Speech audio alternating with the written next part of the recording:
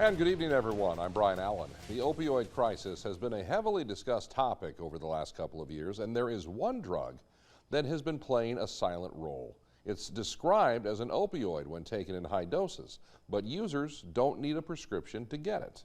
Cordell Wright in studio with our 5:30 top story here tonight. Cordell. Good evening. The drug that Brian just described is Kratom. And in order to legally get your hands on it in South Dakota, all you have to do is be 21 years old. I had the opportunity to sit down with experts who have firsthand experiences with the effects that the drug can have. It's become widely available in every vape shop and gas station you go by. Their marketing and their mass production is on a scale that is significant, and they're driven by profit, not by your health.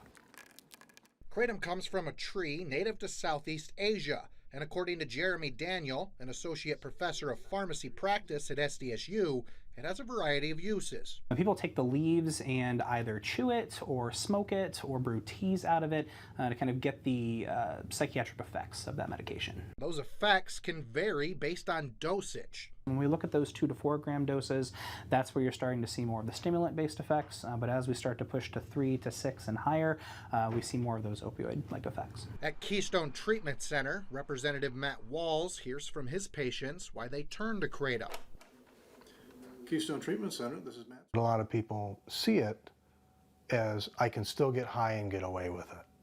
I'm supposed to be sober for my legal consequences, but I want to get high. And so they're using Kratom for that. But just like with abuse of any drug, there are repercussions. And a lot of those adverse effects of Kratom look very much like our prescription opioids. And so patients will develop constipation concerns, they lose the ability to operate heavy machinery, they lose the ability to really focus on tasks that require their full attention, and then again, sometimes they develop dependence. People who have been using Kratom for longer term and heavier doses, we see a lot of mental health issues, psychosis, we see liver failure, we see issues with the heart.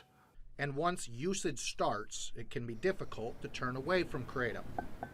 It still hits a particular receptor in the brain that leads to some of that addiction or drive to continue to use that we see. Usually if someone is using Kratom for a week, for instance, the next week they're going to have to double that dose to get the same effect. Following week, they're tripling that initial dose. While some users report Kratom has been the best option as a painkiller or a mood stabilizer, both Daniel and Walls recommend finding other alternatives. My suggestion to anybody doing that is speak with your doctor or mental health provider. Don't go down to the gas station or vape shop. I would generally recommend against the use of the product just because we don't really have good safety and efficacy studies on it. Walls also wants to portray a message of hope for those using Kratom and wanting to quit.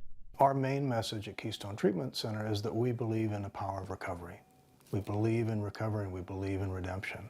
And no matter what people are using out there, whatever they're addicted to, there are programs and services that can help people. With this story on the Dakota News Now website, we have provided links to treatment options, and as always, you can call 988 for substance abuse problems.